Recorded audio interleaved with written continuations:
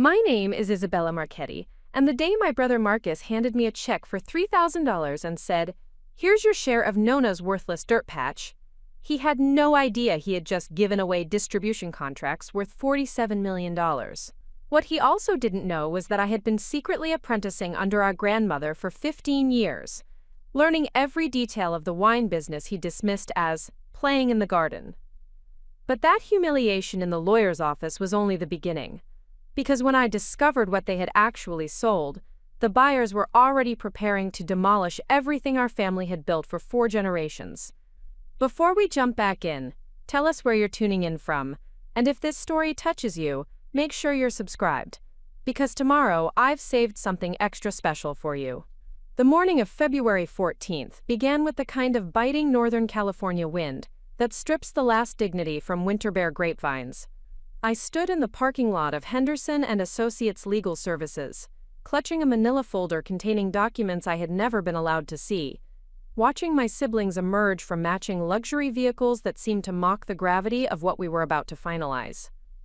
Marcus stepped out of his silver Tesla wearing a charcoal suit that probably cost more than my monthly rent, his expression carrying that familiar mixture of impatience and condescension that had defined our relationship since childhood. Behind him, my sister Sophia emerged from her white Range Rover, her designer heels clicking against the asphalt with the precision of someone who had never doubted her place in the world. Both of them moved with the confidence of people who had already decided the outcome of today's meeting before it began. I had driven my 8-year-old Honda Civic from my studio apartment in Sacramento, where I worked as a freelance agricultural consultant, barely earning enough to cover basic expenses while they built successful careers in technology and finance. The contrast between our circumstances had become a source of constant tension in our family, particularly after our grandmother's death 6 months earlier had left us to navigate the complex legacy of Bella Vista Vineyard. The vineyard had been in our family since 1924, when our great-grandfather Giuseppe Marchetti had purchased 47 acres of prime Sonoma County land, with money saved from working in the copper mines of Arizona. Through 4 generations, the property had been passed down through a complicated system of family agreements and informal understandings that had somehow managed to keep the land intact, despite numerous opportunities for profitable subdivision. Our grandmother, Elena Marchetti, had been the vineyard's guardian for the past 35 years, ever since our grandfather's death had left her as the sole caretaker of both the property and its traditions. She had spent decades nurturing the vines with an almost mystical understanding of soil conditions, weather patterns, and the subtle art of grape cultivation that seemed to transcend mere agricultural knowledge. I had been the only grandchild to show genuine interest in the vineyard's operations, spending countless summers and weekends learning from Nonna Elena, while Marcus and Sophia pursued more conventional paths toward professional success. They viewed my attachment to the vineyard as a romantic but impractical obsession that would eventually give way to more realistic career ambitions. What they had never understood was that my time at Bella Vista had not been casual hobby farming but rather intensive apprenticeship in a business they had never bothered to comprehend. While they saw rows of grapevines and aging equipment, I had learned to recognize the subtle indicators of soil health, vine productivity, and harvest timing that determined the difference between mediocre wine and exceptional vintages. The legal meeting had been scheduled to finalize the sale of Bella Vista Vineyard to Consolidated Agricultural Holdings, a development company that specialized in converting agricultural properties into residential subdivisions. Marcus and Sophia had negotiated the sale without consulting me, using power of attorney documents that Nonna Elena had signed during her final illness, when her judgment had been compromised by pain medication and the confusion that often accompanied her chemotherapy treatments. The sale price of $4.2 million had seemed reasonable to my siblings, who viewed it as a substantial windfall that would provide each of us with enough money to pay off debts and make significant improvements to our respective financial situations. They had presented the transaction as a practical necessity, arguing that maintaining the vineyard was financially unsustainable, and that liquidating the asset was the most responsible approach to managing our grandmother's estate. However, I had spent months reviewing financial records and property documents that revealed a far more complex situation than my siblings understood. The vineyard's apparent lack of profitability had been largely the result of our grandmother's deliberate strategy of reinvesting all revenue into land improvements, equipment upgrades, and long-term contracts that would not generate immediate returns, but would establish the foundation for extraordinary future growth. As we walked toward the building entrance, I tried once more to convince Marcus and Sophia to postpone the sale until we could conduct a more thorough analysis of the vineyard's true value. My research had revealed several elements of our grandmother's business operations that had not been disclosed in the initial estate evaluation, including distribution agreements and exclusive contracts that might significantly alter the property's worth. Marcus dismissed my concerns with the patronizing tone he had perfected during his years as a software executive. He reminded me that the buyer had already committed to the purchase price and that delaying the transaction would likely result in losing the sale entirely. He also pointed out that my background in agricultural consulting, while perhaps relevant to farming operations, did not qualify me to evaluate complex real estate transactions or business valuations. Sophia supported Marcus's position while maintaining the diplomatic facade she had developed during her career in investment banking. She acknowledged my emotional attachment to the vineyard but emphasized the importance of making financial decisions based on objective analysis rather than sentimental considerations. She assured me that the proceeds from the sale would provide all of us with opportunities to pursue our individual goals without the burden of maintaining an unprofitable agricultural operation. The morning fog was beginning to lift as we entered the law office, revealing glimpses of the rolling hills that surrounded the small town of Healdsburg. The landscape reminded me of countless mornings I had spent walking through the vineyard with Nona Elena, learning to read the subtle signs that indicated when grapes were approaching perfect ripeness, or when weather conditions might require protective measures to preserve the crop.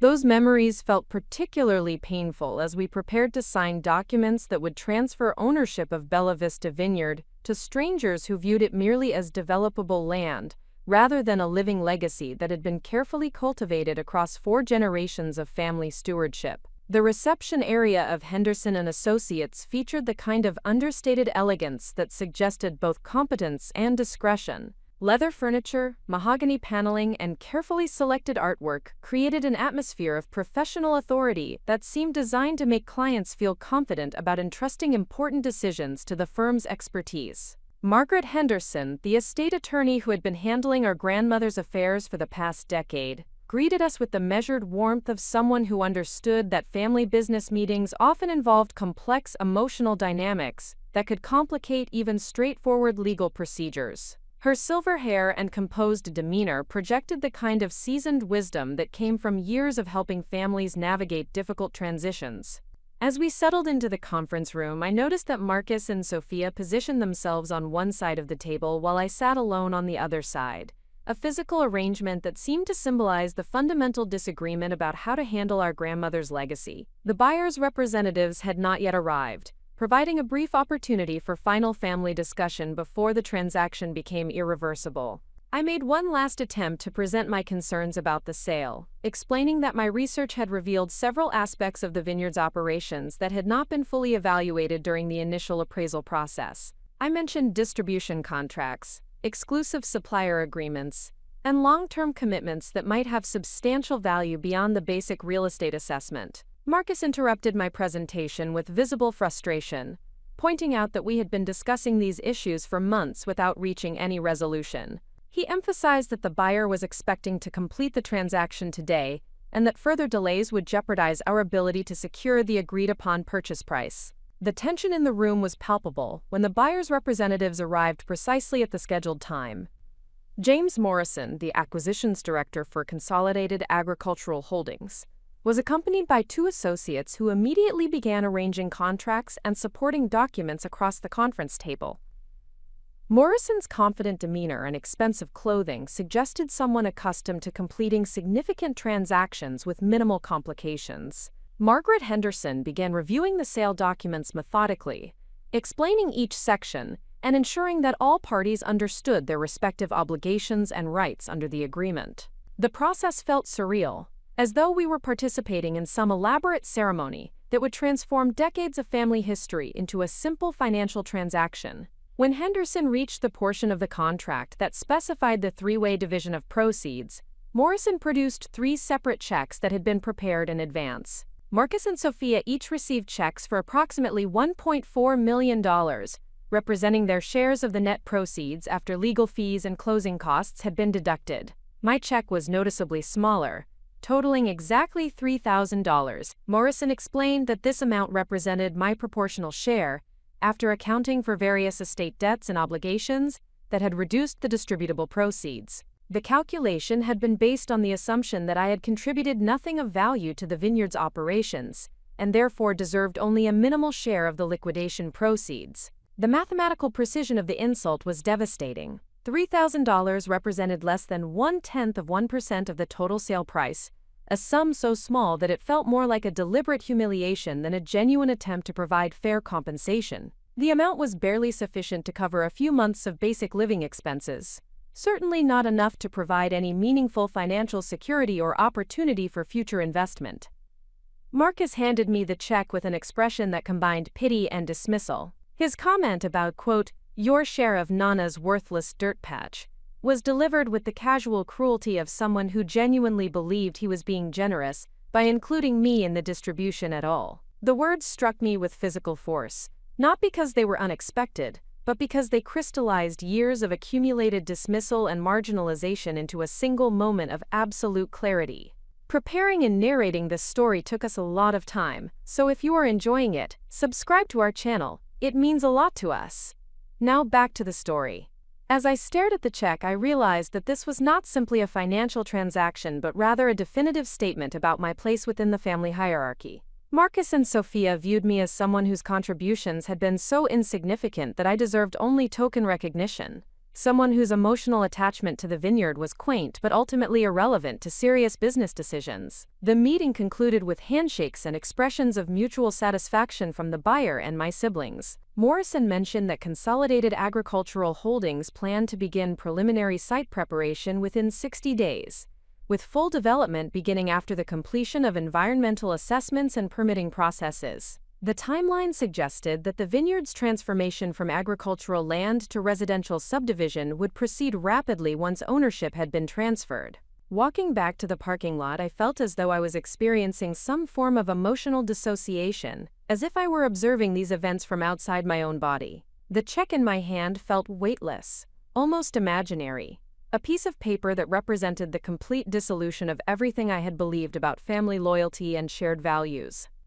Marcus and Sophia were already discussing their plans for investing their proceeds, comparing strategies for tax optimization and portfolio diversification, with the casual expertise of people who had always expected financial success. They seemed genuinely pleased with the outcome of the sale, viewing it as a successful resolution to a complicated family situation that had been resolved through practical decision-making rather than emotional attachment. As they drove away in their luxury vehicles, I remained standing beside my Honda Civic, staring at the check that represented the supposed value of 15 years of dedicated work, countless hours of learning traditional winemaking techniques, and an emotional investment in preserving family legacy that my siblings had never understood or appreciated. The devastating realization that began to crystallize during those moments in the parking lot was not simply that I had been financially cheated, although the monetary disparity was certainly painful. The deeper wound was the recognition that Marcus and Sophia had never considered me a legitimate stakeholder in family decisions,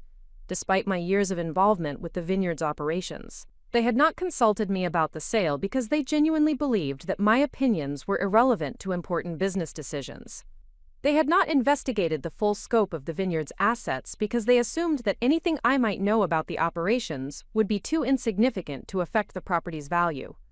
They had excluded me from meaningful participation in estate planning because they viewed me as someone whose role was to accept decisions made by more qualified family members.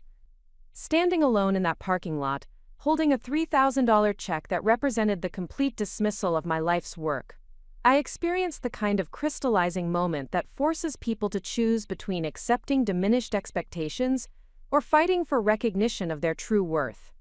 The humiliation was so complete and so carefully calculated that it eliminated any possibility of compromise or gradual resolution. For the first time in my adult life, I understood with absolute clarity that my siblings viewed me not as family member deserving respect and consideration, but as someone whose presence was tolerated rather than valued. The realization was devastating but also liberating, because it freed me from the obligation to seek their approval or acceptance of decisions I made about my own future. As I drove home through the rolling hills of Sonoma County, passing vineyards that reminded me of everything I was losing, I began to understand that this moment of complete humiliation might also represent the beginning of something entirely different. The $3,000 in my pocket was an insult, but it was also evidence of the profound miscalculation my siblings had made about the value of knowledge they had never bothered to acquire. What Marcus and Sophia had sold for $4.2 million was not simply 47 acres of agricultural land, but rather a complex business operation with distribution networks, exclusive contracts, and revenue streams that they had never investigated or understood. Their assumption that I knew nothing of value about the vineyard's operations was about to be tested in ways that would determine whether their dismissal of my expertise had been justified, or whether they had made the most expensive mistake of their lives. The war was about to begin, and I was finally ready to stop seeking their approval and start proving my worth through actions that would either establish my independence or destroy any remaining possibility of family reconciliation. Everything our grandmother had built was at stake, and I was the only person who truly understood what we were fighting to preserve. The drive back to my Sacramento apartment took 3 hours through winding country roads that felt like a funeral procession for everything I had lost. The $3,000 check sat on my passenger seat like evidence of a crime, its presence serving as constant reminder of the calculated dismissal I had just experienced. The February afternoon light filtered through bare oak trees, casting shadows that seemed to mirror the emptiness spreading through my chest. My studio apartment occupied the second floor of a converted Victorian house in the Midtown district, where graduate students and struggling professionals clustered in spaces that optimized affordability over comfort. The building's landlord, Mrs. Chen, had been patient with my occasionally late rent payments, understanding that agricultural consulting work provided irregular income that fluctuated with seasonal demands and client availability. Climbing the narrow stairs to my apartment, I felt the weight of defeat settling into my bones like winter cold. The hallways smelled of cooking spices and laundry detergent, domestic scents that normally provided comfort but now seemed to emphasize how far I had fallen from the expansive possibilities that had once seemed within reach. Inside my apartment, the contrast between my current circumstances and my siblings' luxury became painfully apparent. My furniture consisted primarily of pieces rescued from garage sales and estate auctions, functional items that served their purpose without contributing to any coherent design aesthetic. The space reflected the lifestyle of someone who had been perpetually saving money for future investments, rather than spending on immediate comfort. However, what the apartment lacked in material elegance, it compensated for in intellectual resources. Every available wall surface held floor-to-ceiling bookshelves containing agricultural texts, wine industry publications, business management guides, and legal reference materials that I had accumulated during years of self-directed education. These books represented my real wealth, the knowledge base that had qualified me to work as consultant, despite lacking formal credentials from prestigious universities. The central feature of my living space was a large work table, covered with file folders, research documents, and detailed maps of California wine regions that I used for client projects. This table had served as command center for dozens of agricultural consulting assignments, where I had developed solutions for pest management problems, irrigation system failures, and crop optimization challenges that had saved clients hundreds of thousands of dollars in potential losses. My expertise had been developed through combination of theoretical study and practical experience that began during childhood visits to Bella Vista Vineyard. While other children played video games or watched television during family gatherings, I had followed my grandmother through the vineyard rows, learning to identify the subtle signs that indicated plant health, soil conditions, and optimal harvest timing. Nona Elena had possessed intuitive understanding of viticulture that transcended formal education, drawing upon knowledge that had been passed down through generations of Italian winemakers who had learned their craft through centuries of trial and refinement. She had taught me to read the landscape like a complex text, recognizing patterns and relationships that were invisible to casual observers. Under her guidance, I had learned to assess soil composition by examining root development patterns, predict weather impacts by observing bird behavior and atmospheric pressure changes, and determine grape ripeness through combination of sugar content testing and sensory evaluation that required years of experience to master. These skills had proven invaluable during my consulting work, where clients often faced problems that required understanding complex interactions between environmental factors and agricultural practices. What my siblings had never recognized was that my informal education had been supplemented by extensive formal study through online courses, industry certifications, and professional development programs that had provided me with business management skills alongside agricultural expertise. I had earned certificates in supply chain management, contract negotiation, financial analysis, and international trade regulations, all while maintaining the facade of someone who was simply playing in grandmother's garden.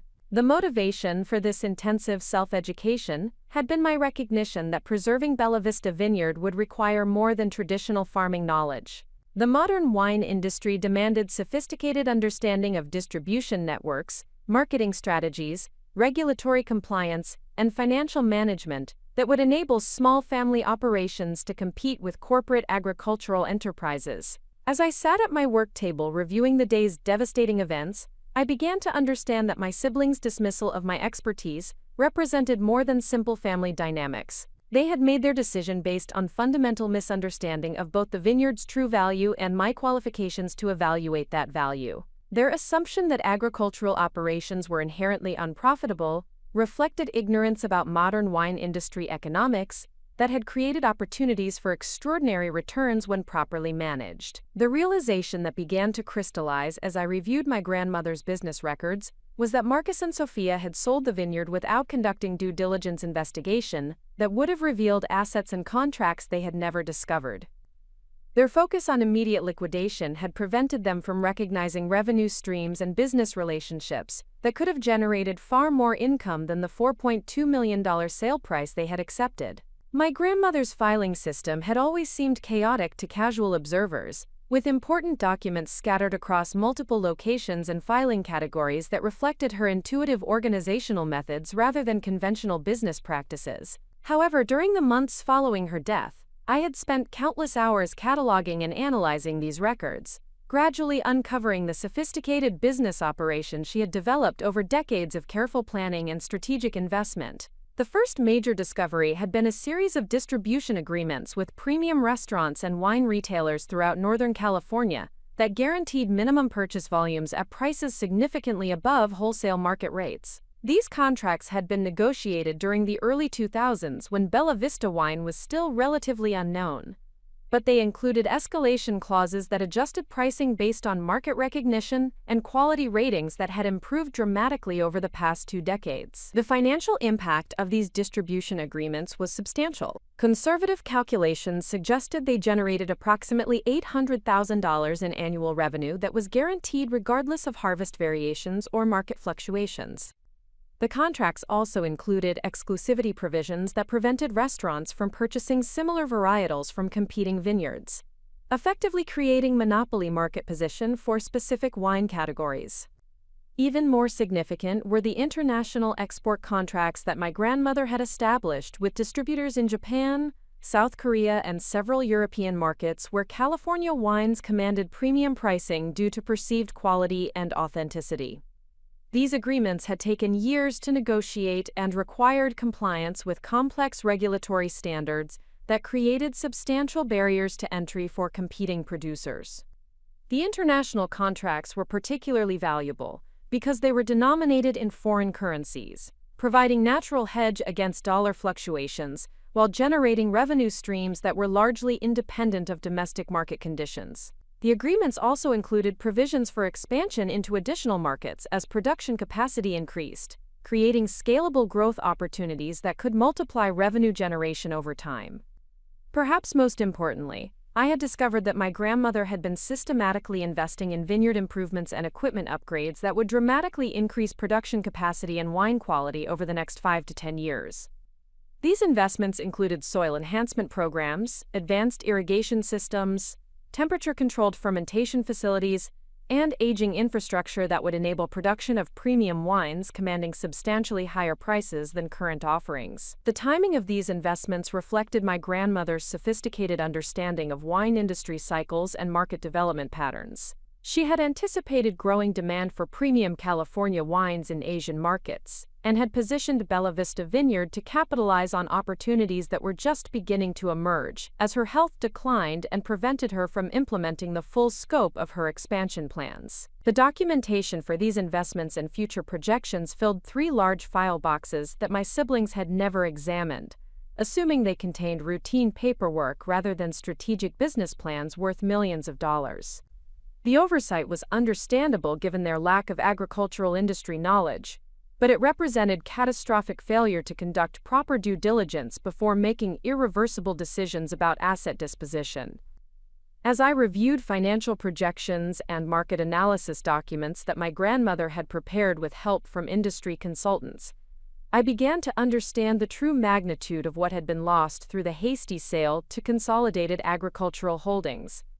Conservative estimates suggested the vineyard's value should have been assessed at $12 to $15 million, based solely on existing contracts and infrastructure improvements, not including the potential upside from expansion plans and market development initiatives. The $3,000 check that represented my share of the liquidation proceeds was not simply inadequate compensation, but rather evidence of the profound miscalculation that had occurred when business decisions were made by people who lacked relevant expertise and had no understanding of the assets they were disposing of.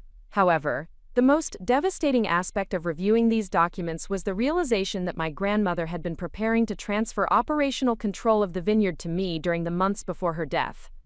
Her notes included detailed succession plans that would have provided me with management authority, while ensuring that Marcus and Sophia received fair financial compensation for their inherited interests, without requiring liquidation of the underlying business operation. The succession plan had been structured to recognize my unique qualifications and emotional investment in the vineyard's continued operation, while addressing my siblings' preference for immediate financial return rather than long-term agricultural involvement.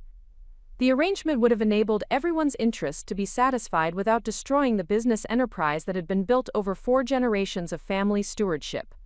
My grandmother's declining health had prevented her from finalizing these succession arrangements before Marcus and Sophia obtained power of attorney authorization and began pursuing immediate liquidation. The timing had been particularly unfortunate because she had been in advanced negotiations with several potential partners who were interested in providing capital investment for expansion plans that could have doubled or tripled the vineyard's revenue generation within 5 years. The discovery of these succession plans and partnership opportunities created emotional devastation that went beyond simple financial loss. My grandmother had recognized my qualifications and had been actively working to ensure that her life's work would be preserved and developed by someone who understood its true value and potential. Her death had prevented her from protecting the vineyard from siblings who viewed it as burden rather than opportunity. Sitting alone in my cramped apartment, surrounded by evidence of opportunities that had been destroyed through ignorance and impatience, I experienced the kind of crystallizing anger that eliminates self-doubt and creates absolute determination to fight for justice. The humiliation inflicted by Marcus and Sophia had been predicated on their assumption that I lacked knowledge and capabilities necessary to challenge their decisions. But their assumption was about to be tested in ways they had never anticipated. The $3,000 check they had given me was intended as dismissal, a token payment designed to eliminate any claims I might have on estate assets, while providing them with legal protection against future challenges. However, what they had actually provided was evidence of the fraudulent undervaluation that had occurred when they sold assets without proper investigation or expert consultation. More importantly, their hasty sale had created time pressure that might work to my advantage if I could develop strategy for challenging the transaction before Consolidated Agricultural Holdings completed their acquisition and began irreversible development activities. The 60-day timeline Morrison had mentioned for preliminary site preparation suggested that legal challenges needed to be initiated immediately if there was any possibility of preventing the vineyard's destruction. The realization that began to form as I reviewed legal documents and contract provisions was that my siblings might have unknowingly violated fiduciary duties they owed to estate beneficiaries by failing to conduct proper valuation analysis before disposing of inherited assets. Their power of attorney authorization might not have provided legal authority for decisions that resulted in substantial financial losses due to inadequate investigation and professional consultation. Even more promising was the possibility that the sale contract with Consolidated Agricultural Holdings might be voidable, if it could be demonstrated that the purchase price was so far below fair market value that it constituted unconscionable transaction. The company's willingness to proceed rapidly with development activities suggested they understood they had obtained valuable property at substantially below market pricing. The legal research required to evaluate these possibilities would demand expertise I did not currently possess, but the potential financial stakes justified significant investment in professional consultation and legal representation. The challenge would be finding attorneys who understood both real estate law and agricultural business valuation, while being willing to work on contingency basis that would not require upfront payments I could not afford. As evening settled over Sacramento, I realized that the devastating humiliation inflicted by my siblings had activated knowledge and determination that might never have emerged under less extreme circumstances. Their dismissal of my expertise had been so complete and so deliberately insulting that it had eliminated any possibility of compromise or gradual resolution. The war they had initiated by excluding me from meaningful participation in estate decisions would be fought with weapons they had never bothered to understand: agricultural industry knowledge, business analysis capabilities, and legal strategies that could potentially reverse their apparent victory and establish my credibility through demonstration rather than argument. The $3,000 check would become my war chest, the initial capital for legal consultation and investigation activities that would either validate their assessment of my capabilities or prove that they had made the most expensive mistake of their lives. Everything our grandmother had built was at stake, and I finally understood that seeking their approval or acceptance was far less important than proving my worth through actions that would either restore family legacy or establish my complete independence from their judgment. For the first time since childhood, I felt the emergence of strength that came not from seeking external validation, but from absolute confidence in knowledge and capabilities that had been developed through years of dedicated study and practical experience. The battle ahead would test everything I had learned, and I was finally ready to discover whether my grandmother's faith in my potential had been justified, or whether my siblings' dismissal had been an accurate assessment of my limitations. The transformation from defeated victim to determined warrior began that night, powered by anger that had crystallized into focused determination to fight for everything that mattered. The following morning brought the kind of clarity that emerges after sleepless nights spent processing devastating revelations. I sat at my work table surrounded by 3 years of financial records that painted a picture far more complex and troubling than simple family betrayal. What I had initially perceived as my siblings' ignorance about the vineyard's value was actually part of a systematic pattern of decisions that had been influenced by parties whose interests went far beyond real estate development. My deeper analysis of the sale documentation revealed that Consolidated Agricultural Holdings was not an independent buyer seeking profitable investment opportunities, but rather a subsidiary of Meridian Development Corporation, one of California's largest residential construction companies. Meridian had been systematically acquiring premium agricultural properties throughout Sonoma County as part of a comprehensive strategy to control land development in the region's most desirable locations. The implications of this discovery were staggering. Marcus and Sophia had not simply made an impulsive decision to liquidate inherited property, but had actually participated in a coordinated effort to transfer prime agricultural land from family ownership to corporate control, at prices that were deliberately structured to appear reasonable while being substantially below actual market value. The methodology employed by Meridian Development Corporation was sophisticated and systematic. Their research revealed that the company employed teams of specialists whose primary responsibility was identifying family-owned agricultural properties, where inheritance disputes, financial pressures, or generational transitions created opportunities for acquiring valuable land at reduced prices. The strategy involved multiple stages of preparation and manipulation that were designed to create circumstances favorable to corporate acquisition, while maintaining legal compliance and avoiding obvious evidence of fraudulent practices. The first stage involved comprehensive research into family dynamics, financial circumstances, and property ownership structures that identified potential vulnerabilities that could be exploited during negotiation processes. The second stage involved establishing relationships with estate attorneys, financial advisors, and other professionals who could influence family decision-making by providing advice that favored immediate liquidation over long-term property retention. These professionals received consulting fees, referral payments, and other financial incentives that created conflicts of interest while maintaining appearances of independent professional judgment.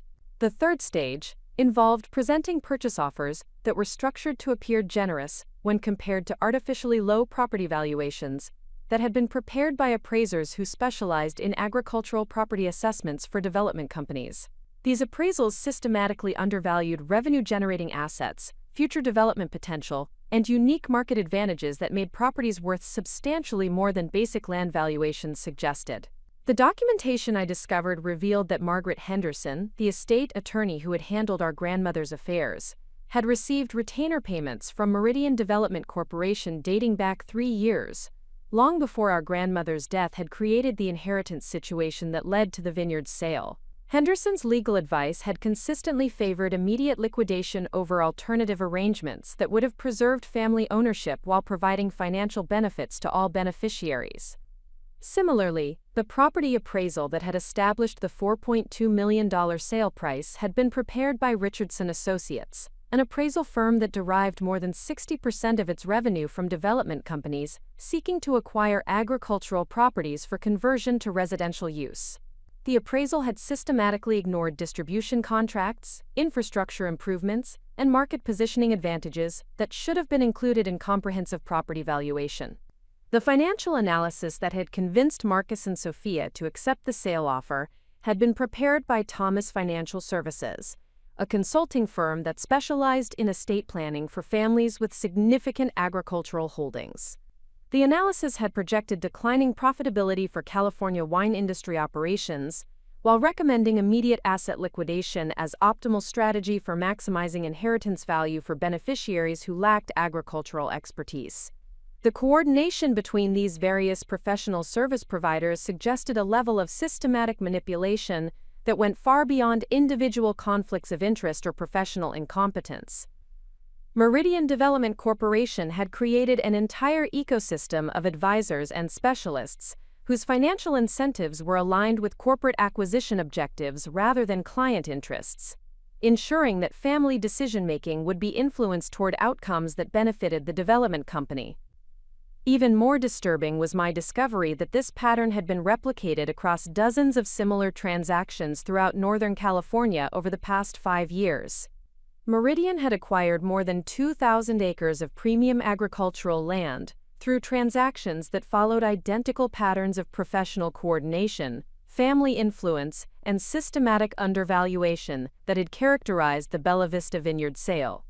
The scale of this operation suggested that what I had experienced was not an isolated incident of corporate opportunism, but rather a component of deliberate strategy to consolidate ownership of California's most valuable agricultural properties under corporate control. The implications extended far beyond individual family losses to encompass fundamental changes in land ownership patterns that would reshape entire regional economies and agricultural traditions. The investigation also revealed that Consolidated Agricultural Holdings had no intention of developing the vineyard property for residential use, despite the representations made during the sale process. Internal communications that I obtained through public records requests showed that the company planned to operate Bella Vista Vineyard as commercial wine production facility, while eliminating the distribution contracts and market relationships that had made the property uniquely valuable. The development company's actual strategy involved consolidating multiple vineyard acquisitions into single large-scale operation that would benefit from economies of scale, while eliminating the premium pricing and market positioning that small family operations had achieved through decades of careful cultivation and relationship building.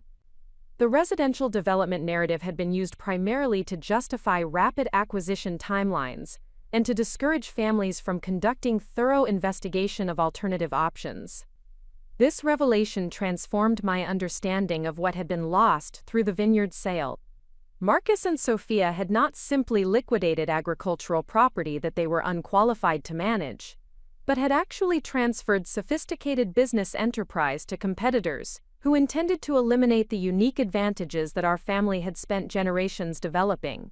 The distribution contracts that would have generated $800,000 in annual revenue were scheduled for cancellation within 6 months of the property transfer, with client relationships being redirected to other Meridian-owned facilities that could provide similar products at lower prices due to larger-scale operations.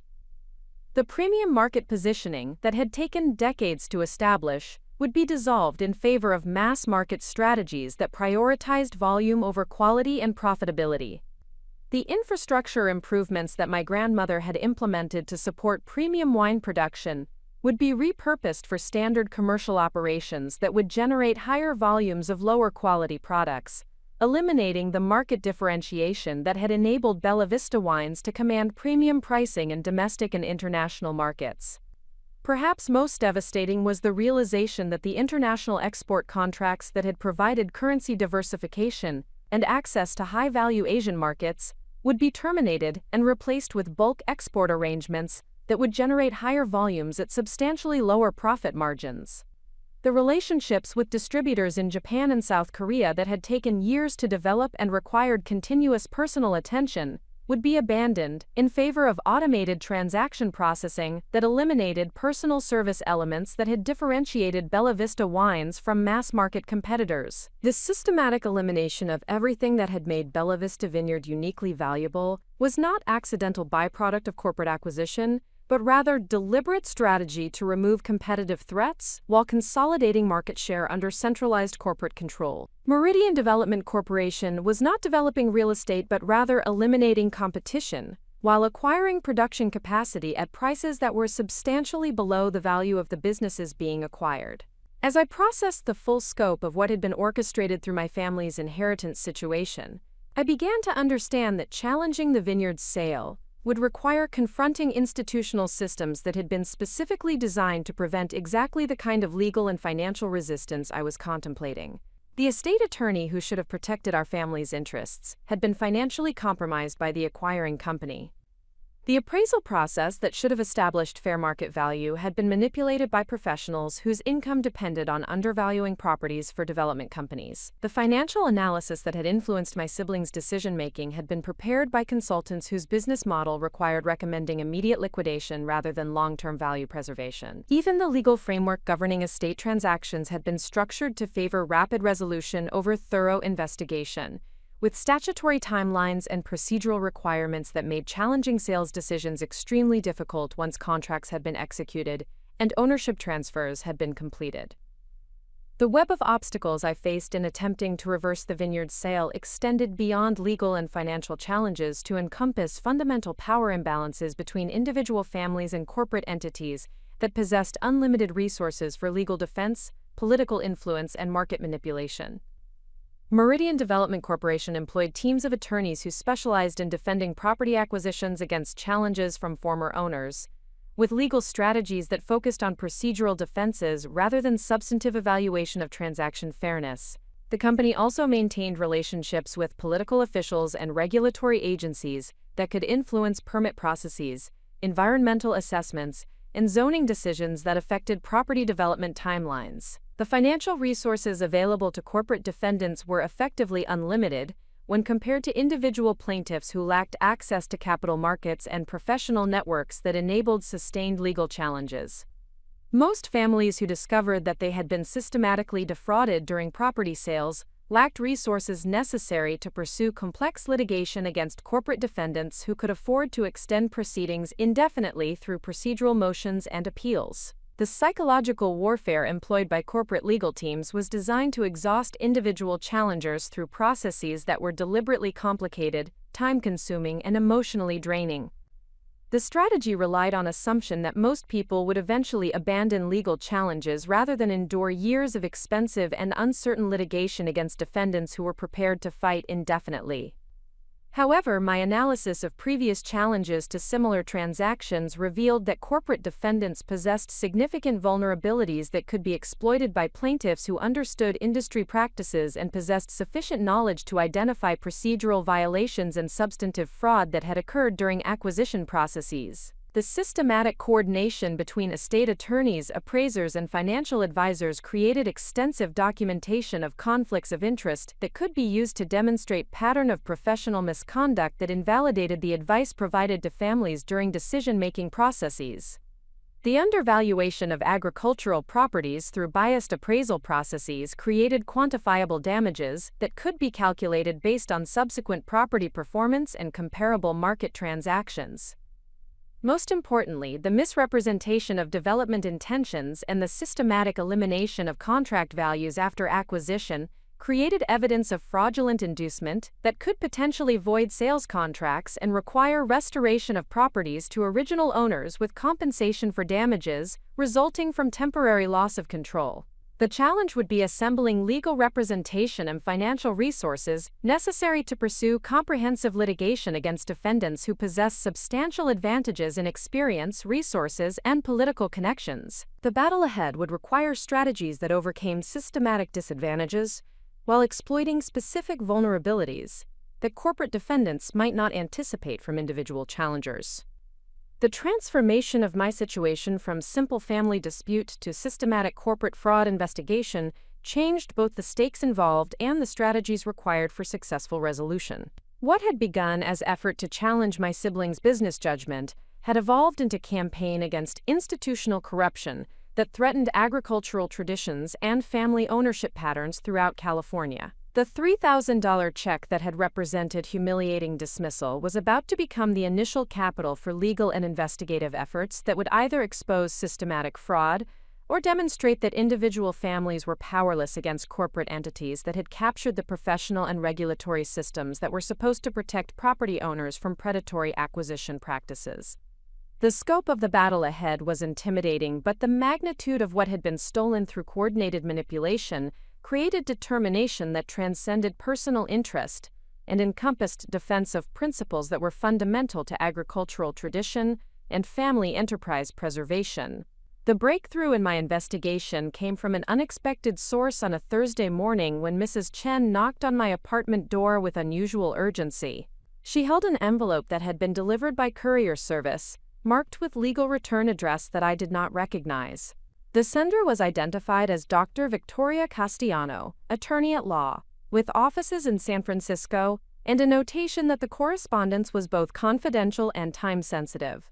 Inside the envelope was a letter written on letterhead that conveyed both professional authority and personal attention to detail. Dr. Castellano explained that she had been monitoring public records related to agricultural property transactions throughout Northern California as part of ongoing research into corporate acquisition patterns that had raised concerns among legal professionals who specialized in estate planning and agricultural law. The letter indicated that my grandmother's estate transaction had triggered several automated alerts within monitoring systems that Dr. Castellano used to identify potentially fraudulent property transfers. The combination of rapid sale timeline, below-market pricing, and involvement of professional service providers who had been associated with previous questionable transactions had generated sufficient red flags to warrant personal investigation.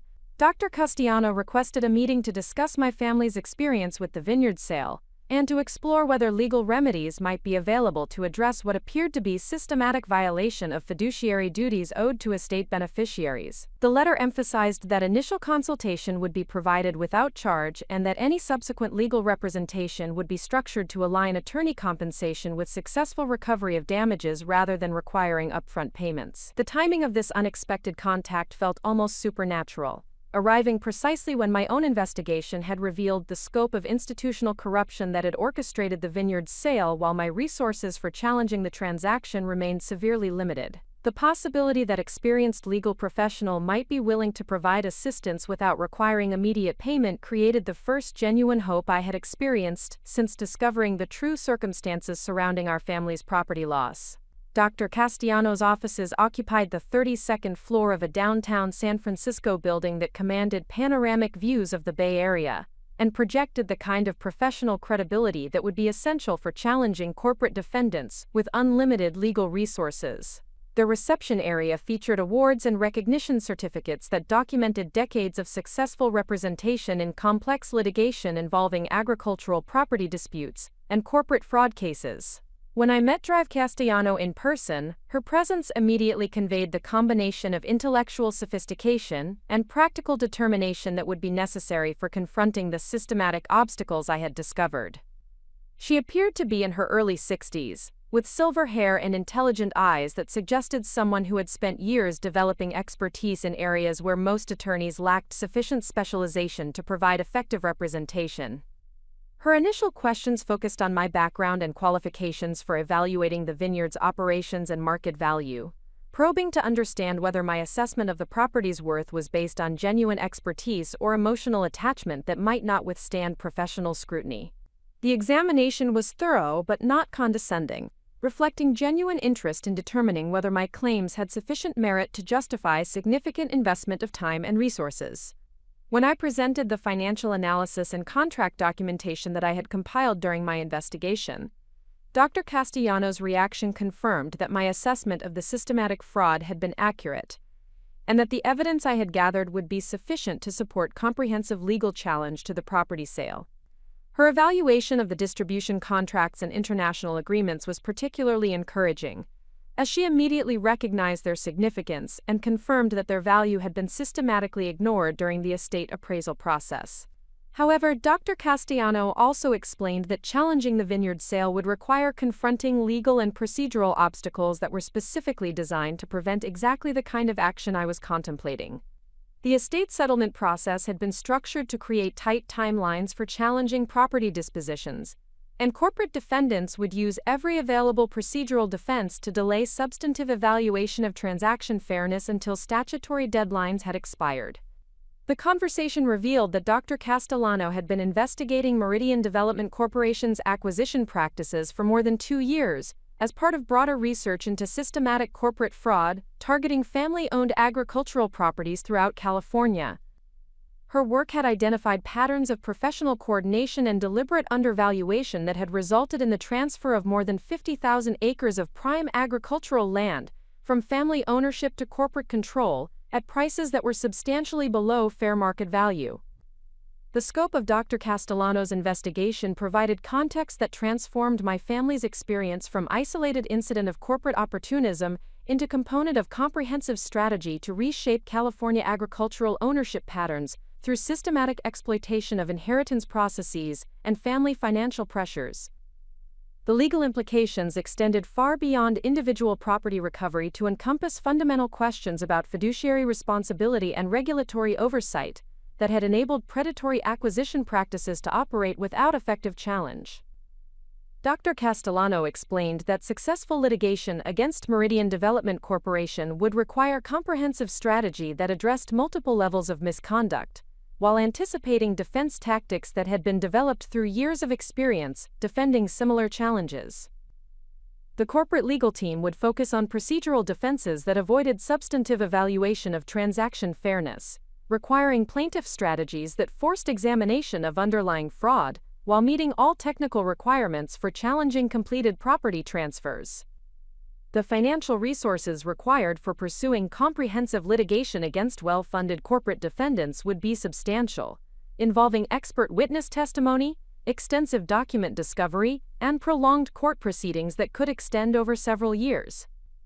However, Dr. Castellano indicated that she was prepared to provide representation on contingency basis that would align attorney compensation with successful recovery, while minimizing immediate financial burden on clients who lacked resources for upfront legal expenses.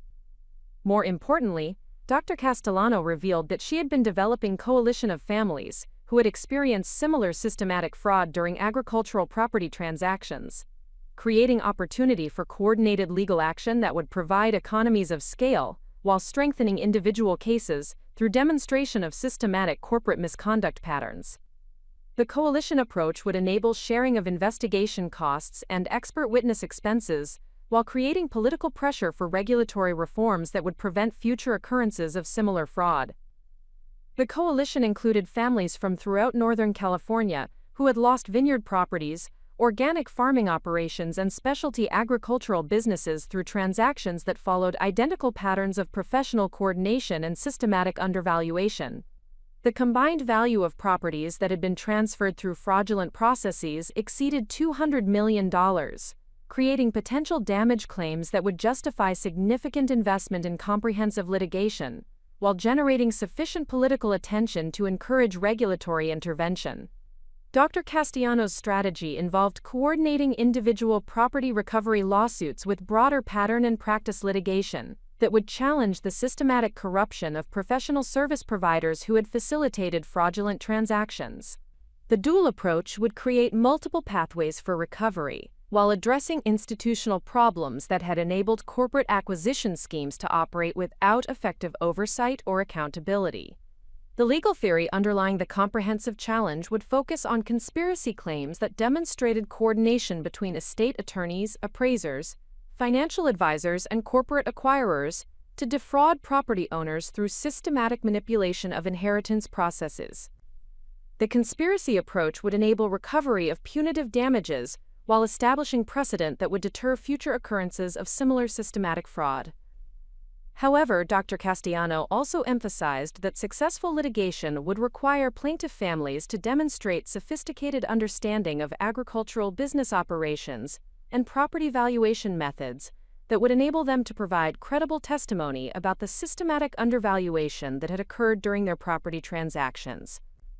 The corporate defendants would challenge every aspect of plaintiff damage claims, requiring detailed documentation and expert analysis that supported assertions about actual property values and revenue generation potential. The conversation revealed that my extensive self-education in agricultural business management and wine industry operations would be crucial for establishing credibility of damage claims, while distinguishing my case from other families who lacked technical expertise necessary to challenge professional appraisal and financial analysis that had been used to justify below-market sale prices.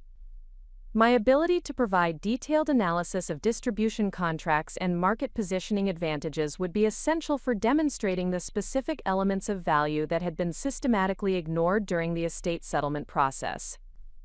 Dr. Castellano's evaluation of my qualifications and evidence collection efforts confirmed that my case possessed several advantages that would strengthen the overall coalition effort while providing strong foundation for individual property recovery. The combination of documented professional misconduct, quantifiable damage calculations, and credible plaintiff testimony would create favorable conditions for successful litigation outcomes, while contributing to broader pattern demonstration that would benefit all coalition participants. The mentorship relationship that emerged from our initial meeting extended beyond traditional attorney-client representation to encompass comprehensive education about legal strategy, corporate litigation tactics, and agricultural property valuation methods that would enable me to participate effectively in complex proceedings while understanding the broader implications of systematic fraud that had targeted family agricultural operations throughout California. Dr. Castellano explained that successful challengers in corporate fraud cases required more than legal representation, needing strategic guidance about media relations, political advocacy, and coalition building that would create multiple forms of pressure on corporate defendants while building public support for regulatory reforms that would prevent future occurrences of similar systematic exploitation. The educational process would involve intensive preparation in legal procedures, testimony techniques, and document analysis that would enable me to serve as effective witness while understanding the strategic considerations that would determine litigation outcomes. The preparation would also include networking with other coalition families and agricultural industry professionals who could provide additional support and expertise during the challenging process of confronting well-funded corporate defendants. Perhaps most importantly, Dr. Castellano emphasized that successful litigation against systematic corporate fraud required plaintiffs who possessed not only legal claims but also personal determination to pursue justice despite intimidation tactics and procedural obstacles that were specifically designed to exhaust individual challengers and force abandonment of legitimate claims. The psychological preparation for sustained litigation would be as important as legal strategy development in determining ultimate success. The transformation of my situation from isolated family dispute to coordinated legal challenge against systematic corporate fraud created opportunities that had not existed when I was contemplating individual action against my siblings and their corporate allies. The coalition approach would provide resources, expertise, and strategic advantages that would enable confronting institutional obstacles that would have been insurmountable for individual plaintiff acting alone. The mentorship relationship with Dr. Castellano represented more than legal representation, providing access to professional network and strategic guidance that would enable me to develop capabilities necessary for participating effectively in complex litigation while contributing to broader reform efforts that could prevent future families from experiencing the systematic fraud that had destroyed our Vineyard legacy. The unexpected arrival of experienced legal guidance at precisely the moment when my investigation had revealed the full scope of institutional corruption felt like confirmation that the battle ahead was not only winnable, but also necessary for protecting agricultural traditions and family enterprise preservation that extended far beyond my personal circumstances. The $3,000 check that had represented humiliating dismissal was about to become the initial evidence in comprehensive legal challenge that would either expose systematic fraud or demonstrate that corporate entities had successfully captured professional and regulatory systems that were supposed to protect property owners from predatory acquisition practices. The stakes had expanded beyond personal recovery to encompass fundamental questions about agricultural preservation and institutional accountability that would determine the future of family farming throughout California. The coalition headquarters occupied a converted warehouse in Oakland that Dr. Castellano had transformed into a sophisticated legal operations center designed specifically for coordinating complex litigation against corporate agricultural fraud. The facility contained research libraries, document processing systems, and secure communication networks that enabled comprehensive case development while maintaining confidentiality protocols necessary for challenging defendants who possessed extensive resources for intelligence gathering and litigation defense. During my first visit to the coalition headquarters, I encountered 17 other families who had experienced systematic fraud during agricultural property transactions that followed patterns identical to the Bella Vista Vineyard sale. The diversity of backgrounds and circumstances represented in the group demonstrated that corporate acquisition schemes had targeted properties ranging from small organic farms to major commercial operations, suggesting that the systematic fraud extended across all segments of California's agricultural economy. The introductory presentations revealed that each family had experienced similar patterns of professional coordination, systematic undervaluation, and rapid transaction timelines that had prevented thorough investigation of property values and alternative disposition options. However, the specific methods employed had been customized to exploit individual family vulnerabilities, inheritance circumstances, and financial pressures that created optimal conditions for corporate acquisition at below-market prices. Dr. Castellano's strategic approach required each coalition family to develop comprehensive understanding of legal procedures, evidence analysis techniques, and testimony preparation methods that would enable effective participation in complex litigation while maintaining unified messaging and coordinated tactical implementation. The educational process was intensive and demanding, requiring substantial time investment and intellectual commitment that would prepare participants for confronting sophisticated corporate defense strategies. The foundation building process began with detailed analysis of each family's transaction documents, property records, and financial circumstances that would enable development of individual damage calculations while identifying common patterns of misconduct that supported broader conspiracy claims. The document analysis required systematic review of thousands of pages of contracts, correspondence, and financial records that documented the coordination between estate attorneys, appraisers, and corporate representatives.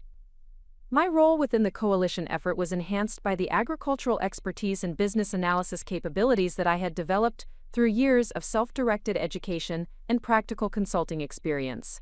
Dr. Castellano recognized that my technical knowledge would be crucial for challenging professional appraisal methods and financial projections that had been used to justify systematic undervaluation of agricultural properties throughout the coalition cases. The strategic planning process revealed that successful litigation would require coordinated implementation across multiple jurisdictions and court systems, with individual property recovery lawsuits proceeding simultaneously with broader pattern and practice litigation that challenged the systematic corruption of professional service providers. The complexity of coordinating these parallel proceedings demanded sophisticated case management systems and communication protocols that ensured consistent strategic implementation while maintaining flexibility for tactical adjustments based on emerging developments.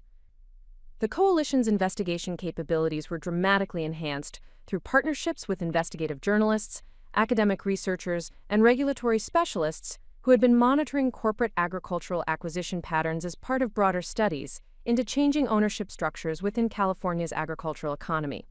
These partnerships provided access to research resources and analytical expertise that would have been prohibitively expensive for individual families, while creating opportunities for media coverage and political attention that would generate additional pressure on corporate defendants.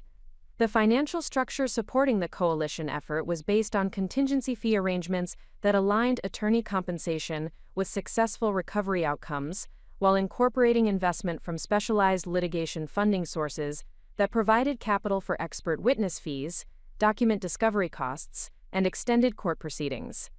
The funding arrangements enabled comprehensive case development without requiring upfront payments from families who had already suffered significant financial losses through fraudulent property transactions.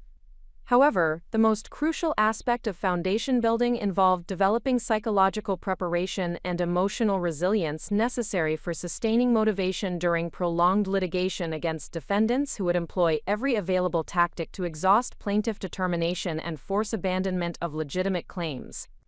Dr. Castellano emphasized that corporate defense strategies were specifically designed to exploit emotional vulnerabilities and financial pressures that typically caused individual challengers to abandon legal action before achieving substantive resolution. The preparation process included intensive training in stress management techniques, media relations protocols, and family support systems that would enable coalition participants to maintain focus and determination throughout litigation proceedings that could extend over several years. The psychological preparation also involved developing realistic expectations about litigation timelines and procedural complexities that would prevent discouragement when initial court proceedings did not produce immediate favorable outcomes. My personal preparation extended beyond general coalition training to encompass specialized development in agricultural business valuation methods, wine industry market analysis, and international trade regulations that would enable me to provide expert testimony about the specific elements of value that had been systematically ignored during the Bella Vista Vineyard appraisal process. The specialized preparation required months of intensive study with industry experts and academic specialists who could provide credible foundation for challenging corporate defense witnesses. The coalition's research capabilities revealed that Meridian Development Corporation's acquisition schemes had been facilitated by systematic corruption within multiple professional associations and regulatory agencies that were responsible for oversight of estate planning, property appraisal, and agricultural business transactions. The corruption involved financial relationships and influence networks that had compromised professional standards while enabling systematic fraud to operate without effective accountability or intervention.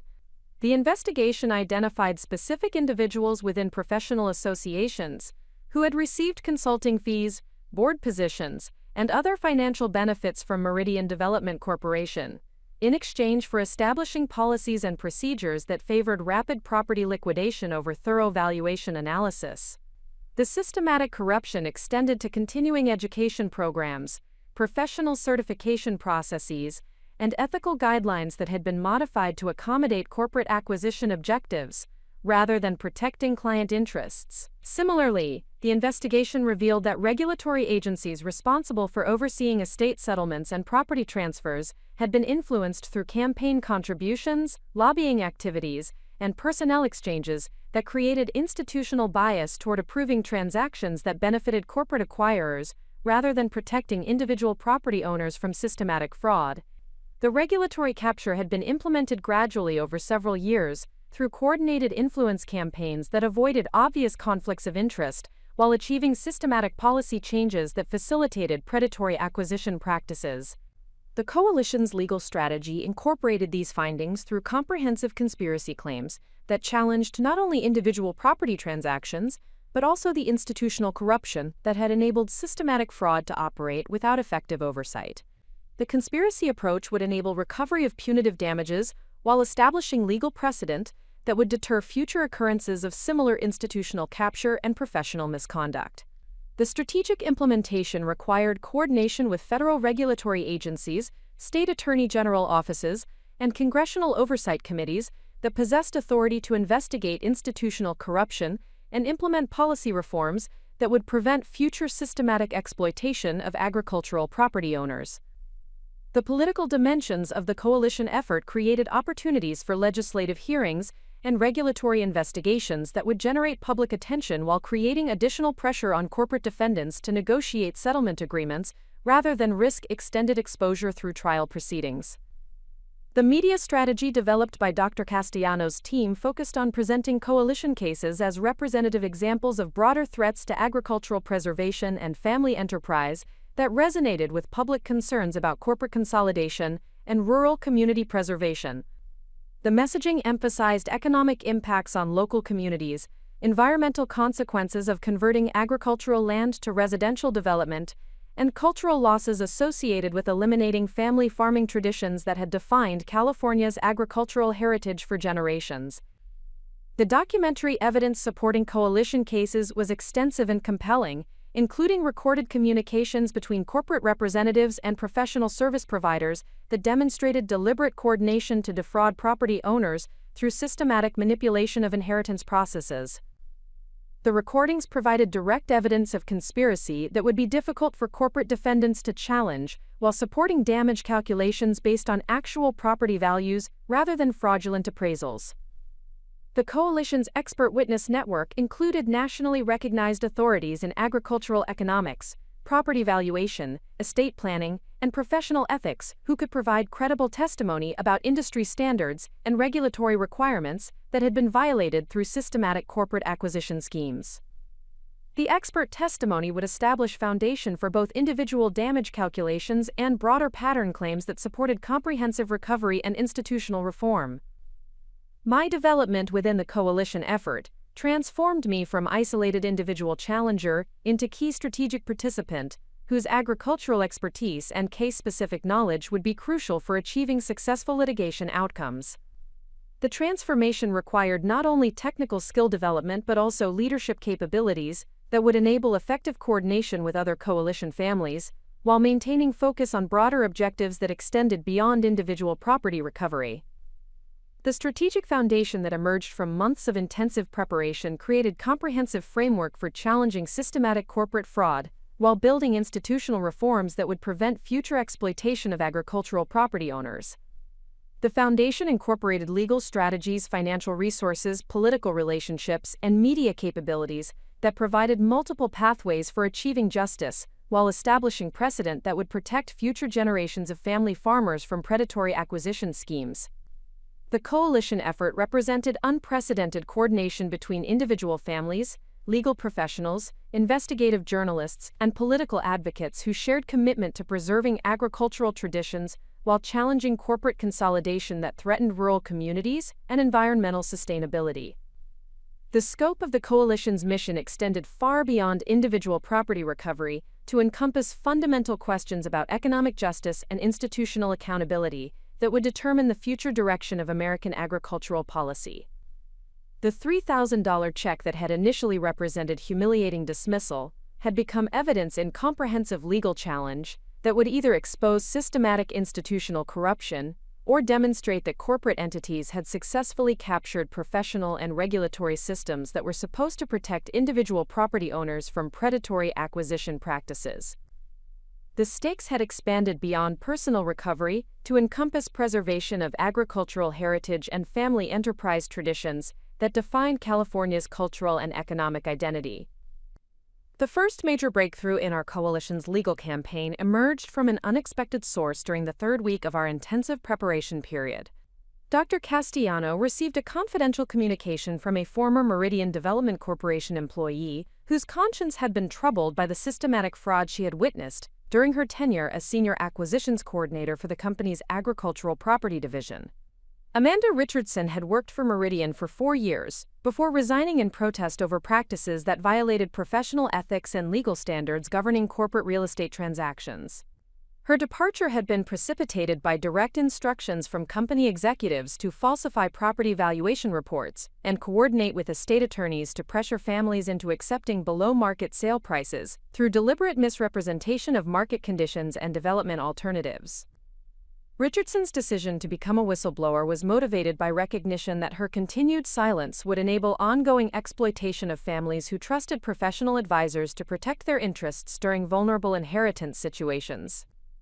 Her documentation included internal corporate communications, training materials for acquisition staff, and detailed protocols for identifying and exploiting family vulnerabilities that could facilitate rapid property transfers at artificially reduced prices.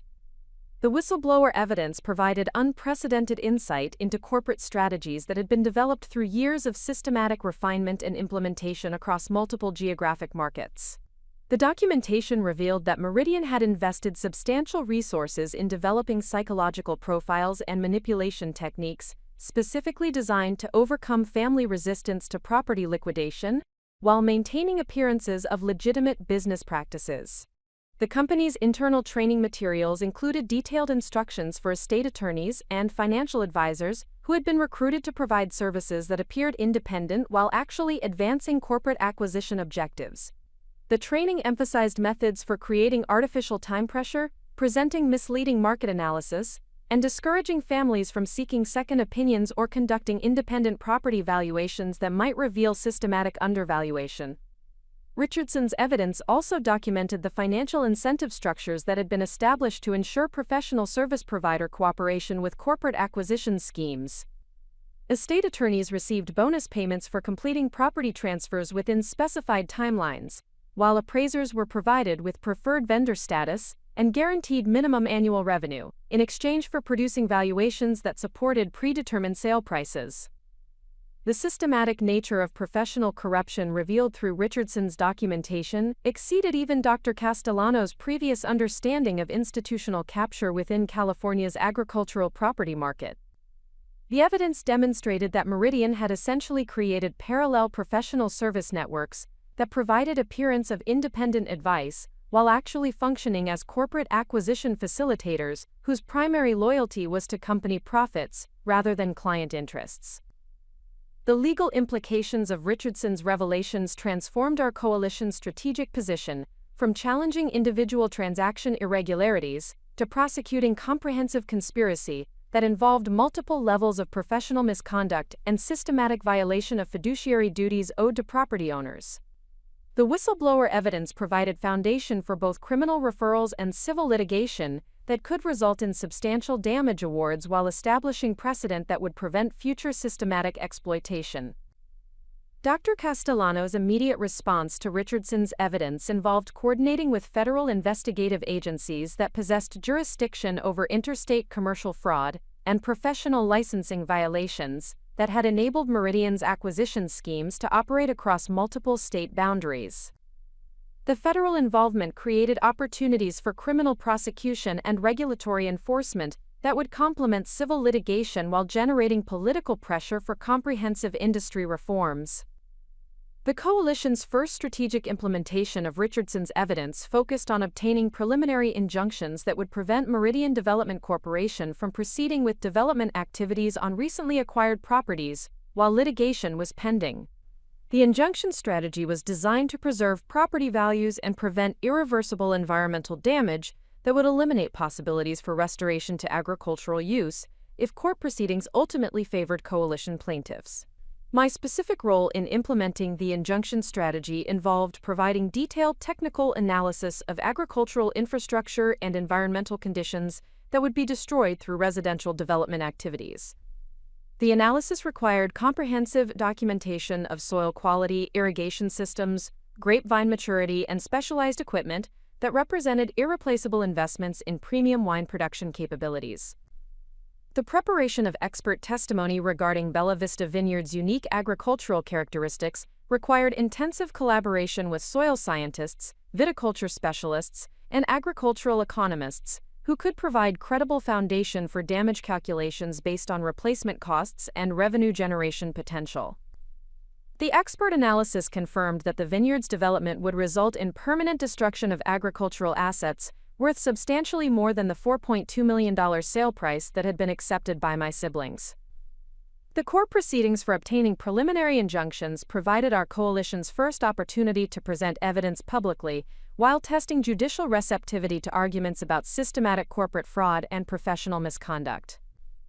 The proceedings also created media attention that generated public awareness about threats to agricultural preservation and family enterprise that resonated with environmental advocates and rural community supporters.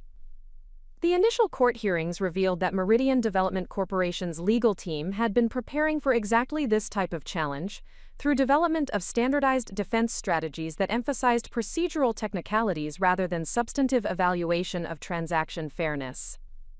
The corporate attorneys focused on statutory deadlines, standing requirements, and jurisdictional issues that were designed to prevent examination of underlying fraud while protecting client interests through procedural dismissal of plaintiff claims. However, Richardson's whistleblower evidence provided foundation for overcoming procedural defenses through demonstration of ongoing conspiracy that created continuing violations rather than completed transactions that might be protected by statutory limitations. The continuing conspiracy theory enabled courts to examine substantive fraud issues while maintaining jurisdiction over cases that might otherwise have been dismissed on procedural grounds. The preliminary injunction hearings also provided opportunity to present evidence about systematic professional misconduct that had compromised the integrity of estate settlement processes throughout California's agricultural regions. The evidence demonstrated that individual property transactions were components of broader institutional corruption that threatened fundamental principles of fiduciary responsibility and professional accountability. Judge Patricia Morrison, who presided over the consolidated preliminary injunction proceedings, expressed significant concern about evidence suggesting systematic corruption of professional associations and regulatory agencies that were responsible for protecting property owners from fraudulent acquisition schemes. Her questioning during hearings indicated receptivity to arguments about institutional reform that extended beyond individual property recovery to encompass comprehensive regulatory enforcement and professional discipline.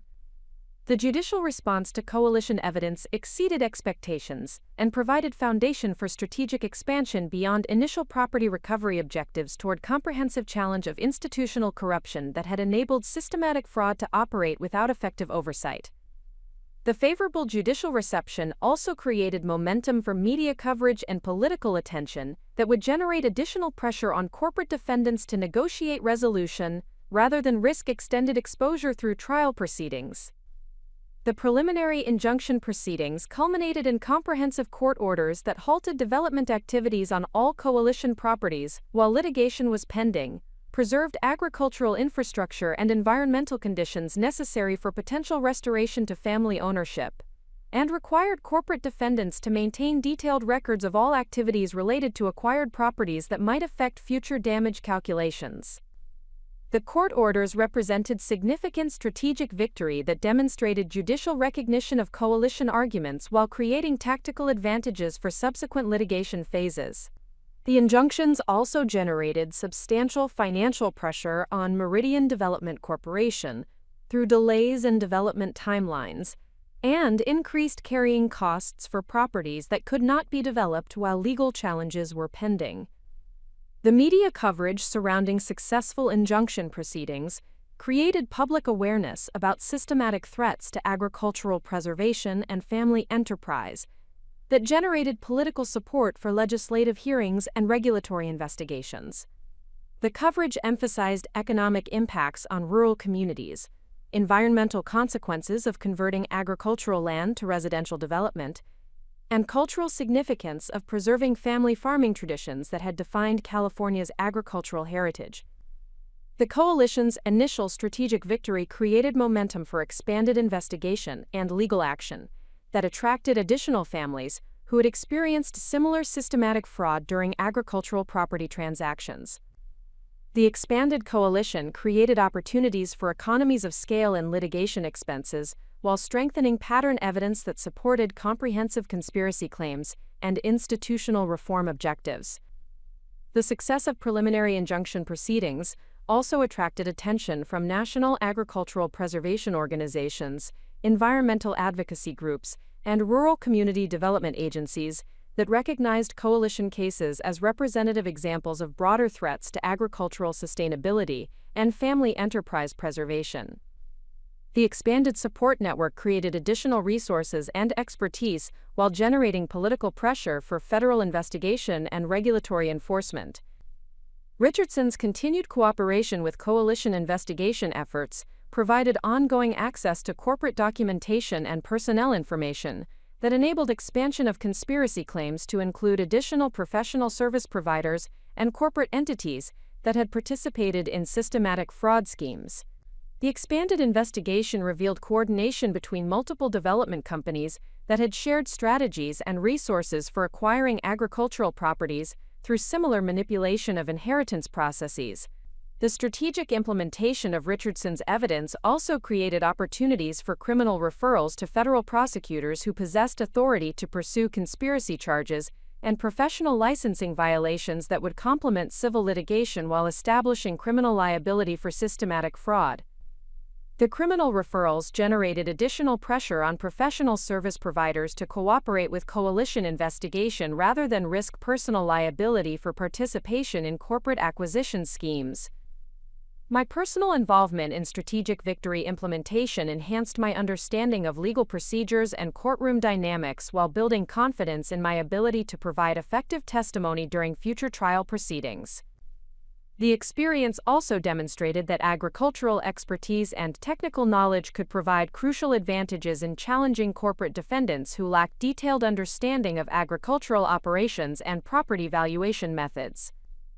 The preliminary injunction victory established foundation for comprehensive litigation campaign that would challenge systematic corporate fraud while pursuing institutional reforms that would prevent future exploitation of agricultural property owners. The victory also validated Dr. Castellano's strategic approach and demonstrated that coordinated legal action could overcome procedural obstacles and institutional advantages that typically protected corporate defendants from individual challenges. The transformation of our coalition from defensive response to systematic fraud into proactive campaign for institutional reform and criminal prosecution represented fundamental shift in strategic positioning that created multiple pathways for achieving justice while establishing precedent that would protect future generations of family farmers from predatory acquisition schemes. The success demonstrated that comprehensive preparation and strategic coordination could enable individual families to challenge corporate entities that possessed substantial advantages in resources and political influence. The corporate response to our preliminary injunction victory arrived with the calculated precision of warfare, demonstrating that Meridian Development Corporation possessed both the resources and strategic sophistication necessary to escalate legal proceedings far beyond anything our coalition had previously encountered. The counterattack began at dawn on a Tuesday morning when federal marshals served search warrants on Dr. Castellano's office's coalition headquarters and the personal residences of 12 coalition families, including my Sacramento apartment. The simultaneous execution of multiple search warrants had been coordinated through corporate influence networks that enabled Meridian to obtain federal judicial authorization based on allegations that our coalition was engaged in criminal conspiracy to extort settlement payments through fraudulent claims and manufactured evidence. The criminal allegations had been supported by sworn affidavits from estate attorneys and property appraisers, who claimed that coalition families had threatened professional retaliation unless favorable testimony was provided in support of frivolous litigation claims. The search warrant executed at my apartment authorized federal agents to seize all documents, electronic devices, and communication records related to agricultural property transactions, legal proceedings, and coalition coordination activities. The scope of authorized seizure was comprehensive and invasive, designed to disrupt coalition operations while gathering intelligence about strategic planning and evidence development that could be used to anticipate and counter future legal initiatives. The psychological impact of federal law enforcement intervention was precisely calculated to achieve maximum intimidation while maintaining appearance of legitimate criminal investigation.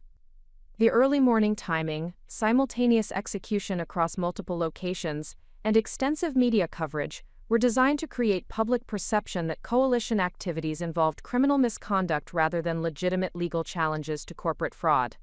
However, the search warrant execution also revealed the extent of corporate desperation and the substantial resources that Meridian was prepared to deploy to prevent comprehensive exposure of systematic fraud schemes. The willingness to invoke federal criminal investigation procedures demonstrated that corporate defendants recognized the existential threat posed by coalition litigation, while confirming that our evidence and strategic approach had achieved sufficient effectiveness to justify extraordinary defensive measures. Dr. Castellanos' immediate response to federal intervention involved implementing security protocols that had been developed specifically for situations where corporate defendants attempted to criminalize legitimate whistleblower activities and legal challenges. The protocols included secure communication systems, document protection procedures, and media coordination strategies that would maintain coalition operations while countering narrative manipulation attempts through public relations campaigns. The coalition's response strategy emphasized that federal search warrants had been obtained through deliberate misrepresentation of coalition activities, while criminal allegations were designed to distract attention from systematic corporate fraud that had been documented through extensive evidence collection and whistleblower testimony. The strategy also highlighted that corporate defendants were attempting to use federal law enforcement resources to suppress legitimate legal challenges rather than addressing substantive fraud allegations through normal court proceedings. The media response to search warrant execution initially favored corporate narratives that portrayed coalition activities as potentially criminal rather than legitimate legal challenges to systematic fraud. However, Dr. Castellanos' strategic media coordination quickly shifted public attention toward questions about corporate influence over federal investigation priorities, while emphasizing that search warrants had been obtained without coalition families being provided opportunities to respond to allegations or present evidence about legitimate legal objectives. The federal intervention also created opportunities for exposing additional layers of corporate influence and institutional corruption that extended beyond agricultural property acquisition schemes toward comprehensive capture of regulatory and law enforcement systems that were supposed to protect individual property owners from predatory corporate practices. The coalition's investigation revealed that Meridian had systematically cultivated relationships with federal prosecutors, regulatory officials, and political representatives through campaign contributions, lobbying activities, and personnel exchanges. The systematic corruption of oversight institutions represented escalation beyond property acquisition fraud toward comprehensive subversion of legal and regulatory systems that protected individual rights and property ownership. The implications extended far beyond agricultural property transactions toward fundamental questions about institutional accountability and democratic governance that resonated with broader public concerns about corporate influence over government decision-making processes. My personal response to federal search warrant execution involved immediate implementation of security protocols that Dr. Castellano had emphasized during coalition preparation activities. The protocols included secure communication methods, document protection procedures, and legal representation coordination that would prevent disruption of coalition activities while protecting individual families from intimidation tactics and procedural manipulation. The search of my apartment revealed the extent of documentation and analysis that I had compiled regarding agricultural property valuation, wine industry market conditions, and systematic fraud patterns that supported coalition legal claims. The federal agents expressed surprise at the sophistication and comprehensiveness of evidence collection, while acknowledging that documentation appeared to support legitimate legal claims rather than fraudulent conspiracy allegations. The federal investigation also provided opportunities for coalition families to demonstrate credibility and good faith through cooperation with legitimate law enforcement inquiries, while distinguishing coalition activities from criminal misconduct allegations that had been manufactured by corporate defendants. The cooperation strategy enabled coalition families to maintain moral authority while exposing corporate manipulation of federal investigation processes.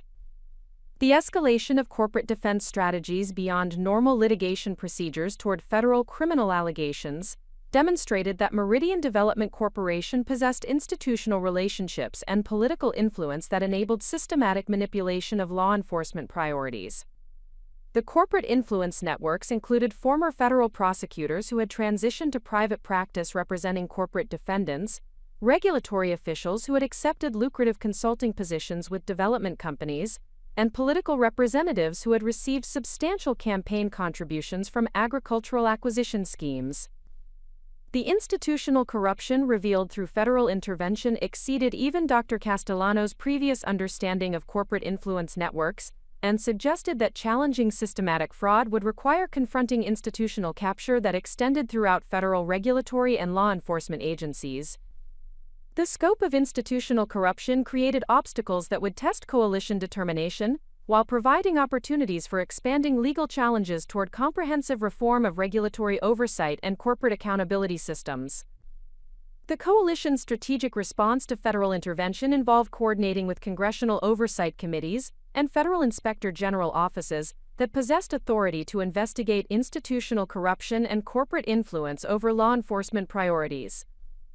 The congressional coordination created opportunities for legislative hearings and oversight investigations that would generate political pressure while providing alternative pathways for addressing systematic fraud that had been enabled through regulatory capture.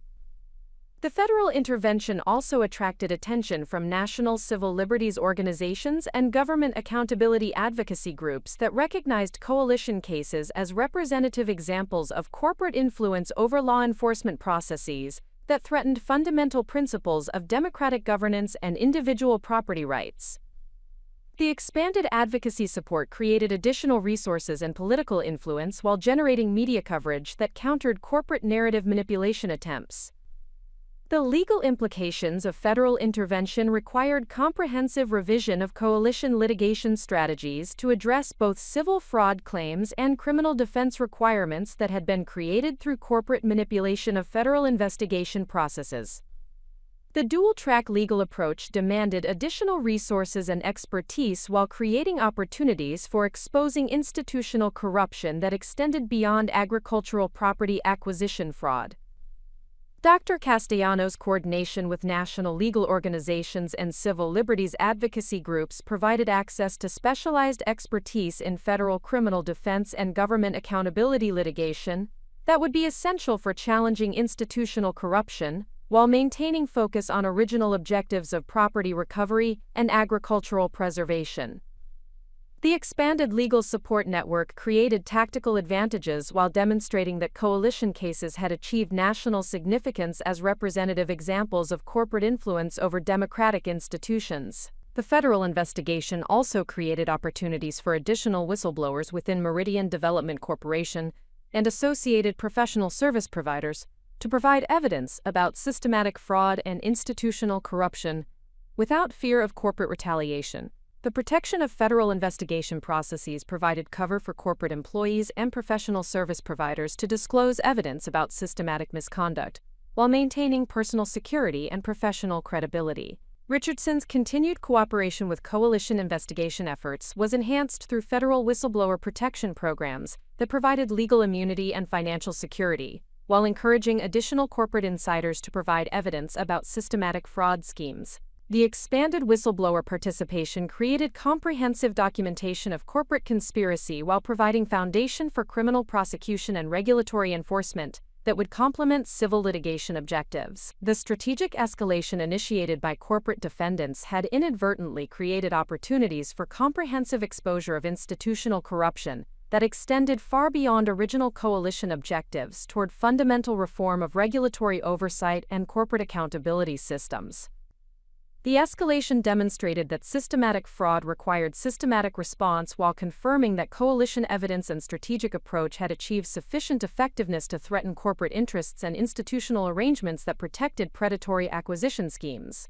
The transformation of coalition legal challenges from civil litigation toward comprehensive confrontation with institutional corruption represented fundamental expansion of strategic objectives that created both opportunities and risks for individual coalition families. The expanded scope required sustained commitment and sophisticated strategic coordination, while providing possibilities for achieving institutional reforms that would protect future generations from systematic corporate exploitation. The federal intervention had been intended to intimidate coalition families into abandoning legal challenges through criminalization of legitimate activities and disruption of strategic coordination. However, the corporate escalation had actually strengthened coalition determination while providing evidence of institutional corruption that supported expanded legal challenges and political advocacy that would address systematic problems rather than individual property recovery objectives. The psychological toll of federal investigation, combined with prolonged legal proceedings,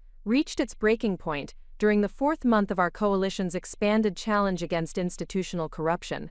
The sustained pressure of operating under federal criminal investigation while maintaining civil litigation against well-funded corporate defendants had exhausted emotional and financial resources that individual coalition families possessed for continuing comprehensive legal confrontation. The breaking point emerged during a coalition meeting where 3 families announced their decision to withdraw from legal proceedings and accept settlement offers that Meridian Development Corporation had extended through intermediary attorneys. The settlement offers provided partial financial compensation in exchange for confidentiality agreements that would prevent families from discussing corporate fraud or institutional corruption that had enabled systematic property acquisition schemes. The family withdrawals created both tactical disadvantages for remaining coalition participants and emotional devastation for families who had invested months of intensive preparation and personal sacrifice in pursuit of justice and institutional reform. The departures suggested that corporate escalation strategies were achieving intended objectives of exhausting individual determination, while forcing abandonment of legitimate legal claims through sustained intimidation and procedural manipulation. Dr. Castellano's assessment of coalition strength following family departures indicated that remaining participants possessed sufficient legal foundation and evidentiary support to continue comprehensive litigation, but acknowledged that sustained federal investigation had created substantial additional expenses and strategic complications that would require enhanced financial resources and extended time commitments from remaining families. The federal criminal investigation had generated legal expenses exceeding $200,000 for coalition defense activities, while creating ongoing uncertainty about potential criminal liability that affected family employment, professional relationships, and financial stability. The combination of legal expenses and employment disruption had created economic pressures that many families found impossible to sustain, despite strong conviction about justice of coalition objectives. My personal financial situation had deteriorated significantly during months of coalition participation, as consulting work declined due to client concerns about federal investigation and professional reputation effects that might result from association with legal proceedings that had been characterized as potentially criminal. The loss of regular income combined with substantial legal expenses had created circumstances where continuing coalition participation threatened basic financial survival. The emotional impact of family departures and financial deterioration was compounded by growing recognition that challenging systematic institutional corruption would require years of sustained legal proceedings against defendants who possessed effectively unlimited resources for defensive litigation. The scope of institutional reform necessary to address systematic fraud extended far beyond capabilities of individual families regardless of legal merit or evidentiary strength supporting coalition claims. The psychological pressure reached its most severe point during a sleepless night when I reviewed financial projections that indicated continued coalition participation would likely result in personal bankruptcy and complete loss of professional credibility without guarantee of achieving meaningful legal victory or institutional reform. The mathematical reality suggested that pursuing justice through comprehensive litigation was financially unsustainable, regardless of moral conviction or legal merit supporting coalition objectives. The internal conflict between moral obligation to continue fighting systematic injustice and practical necessity of preserving personal survival created profound emotional crisis that challenged fundamental assumptions about effectiveness of legal systems and possibility of individual families achieving justice against institutional corruption. The crisis forced examination of whether pursuing idealistic objectives was a responsible decision when consequences threatened to destroy remaining financial security and professional prospects. The darkest moment came during early morning hours when exhaustion and despair converged into recognition that months of intensive effort and personal sacrifice might ultimately achieve nothing more than personal destruction, while corporate defendants continued operating systematic fraud schemes without meaningful accountability or institutional reform. The possibility that entire coalition effort might fail while individual participants suffered devastating personal consequences created overwhelming sense of futility and despair. However, the depth of emotional crisis also created opportunity for fundamental examination of motivations and priorities that had sustained coalition participation despite escalating obstacles and personal costs. The examination revealed that continuing legal challenge was not simply about property recovery or financial compensation, but rather about fundamental principles of institutional accountability and family enterprise preservation that transcended individual circumstances. The realization that emerged from sustained reflection was that abandoning coalition efforts would not eliminate systematic institutional corruption or prevent future families from experiencing similar systematic fraud, but would rather confirm corporate assessment that individual families could be defeated through sustained intimidation and resource exhaustion, regardless of legal merit supporting their claims. The transformation of perspective began with recognition that personal sacrifice and financial risk had been necessary components of challenging institutional systems that were specifically designed to prevent individual accountability and reform efforts. The difficulty of sustaining legal challenge against systematic corruption was not indication of futility but rather evidence of institutional arrangements that required exactly this type of sustained individual commitment to achieve meaningful reform. The renewed commitment to coalition objectives emerged from understanding that withdrawal would represent not only personal defeat, but also abandonment of responsibility to future families who would face similar systematic exploitation, unless institutional corruption was challenged and reformed through comprehensive legal proceedings. The moral obligation extended beyond personal circumstances toward broader social responsibility for protecting agricultural traditions and family enterprise preservation. The financial challenges that threatened continued coalition participation also created opportunities for developing alternative resource strategies that would enable sustained legal proceedings without requiring individual families to risk complete financial destruction. Dr. Castellano's coordination with national legal organizations and advocacy groups had generated interest in providing additional financial support for cases that possessed broader implications for institutional reform and corporate accountability. The expanded support network included agricultural preservation organizations, environmental advocacy groups, and civil liberties organizations that recognized coalition cases as representative examples of systematic threats to democratic governance and individual property rights.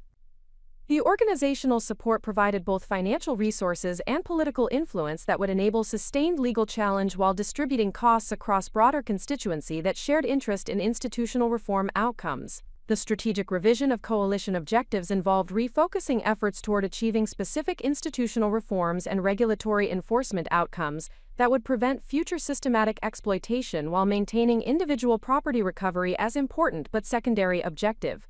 The revised approach recognized that comprehensive institutional reform would provide greater long-term benefit for agricultural preservation and family enterprise protection than individual property recovery alone. The personal transformation that emerged from sustained crisis involved development of strategic thinking that transcended immediate circumstances toward long-term implications of coalition success or failure for agricultural community preservation and institutional accountability principles. The expanded perspective provided motivation that was sustainable despite personal financial sacrifice and professional risk, because objectives extended beyond individual benefit toward broader social contribution.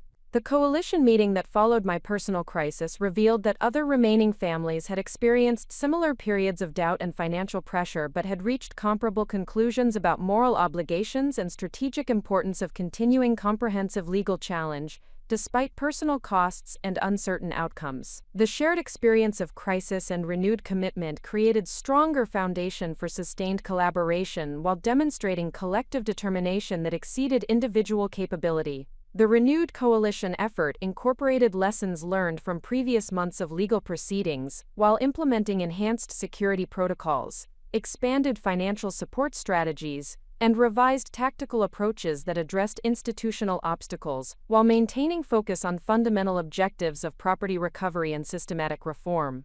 The strategic adjustments reflected sophisticated understanding of institutional dynamics while preserving coalition determination to achieve meaningful accountability and institutional change. The federal investigation that had been intended to intimidate coalition families into abandoning legal challenges had inadvertently created additional evidence of institutional corruption while generating national attention that attracted expanded support from organizations and individuals who shared interest in challenging corporate influence over democratic institutions. The investigation had also provided opportunities for additional whistleblowers to provide evidence about systematic fraud while being protected through federal processes. The transformation of personal crisis into renewed strategic commitment represented fundamental shift from reactive response to systematic oppression toward proactive campaign for institutional reform that addressed root causes of systematic exploitation rather than individual symptoms. The shift required sustained personal sacrifice and professional risk but created possibilities for achieving comprehensive reform that would protect future generations from similar systematic exploitation. The dark night of the soul had tested fundamental convictions about justice, institutional accountability, and individual responsibility for challenging systematic corruption, despite personal costs and uncertain outcomes. The emergence from crisis with renewed commitment and enhanced strategic understanding provided foundation for sustained legal challenge that would either achieve meaningful institutional reform or demonstrate that corporate influence over democratic institutions had reached levels that prevented individual accountability through normal legal processes. The coalition's survival of intensive corporate intimidation and federal investigation while maintaining legal and strategic momentum demonstrated that systematic institutional corruption could be challenged through sustained individual commitment, despite substantial resource disadvantages and procedural obstacles that favored corporate defendants. The demonstration provided hope for broader democratic accountability, while establishing precedent for future challenges to institutional corruption and corporate influence over regulatory systems. The emergence from crisis brought clarity that transformed every aspect of my approach to the coalition's legal challenge. The sleepless nights of doubt had stripped away illusions about quick victories and simple justice, replacing them with steely determination, rooted in comprehensive understanding of institutional systems and strategic requirements for achieving meaningful reform. The transformation was profound and irreversible, converting financial consultant into institutional reformer whose expertise would become crucial for coalition success. The renewed resolve manifested first through systematic reorganization of personal resources and professional priorities that aligned all available capabilities with coalition objectives. The reorganization involved liquidating remaining personal assets to provide financial stability during extended legal proceedings, while establishing consulting practice that specialized in agricultural property fraud detection and institutional corruption analysis for families facing similar systematic exploitation. The specialized consulting practice created sustainable income stream while building expertise and professional reputation that enhanced credibility for legal testimony and media appearances related to coalition cases. The practice also provided access to additional families and professional networks that expanded evidence base supporting systematic fraud claims while generating resources for sustained legal challenge against well-funded corporate defendants.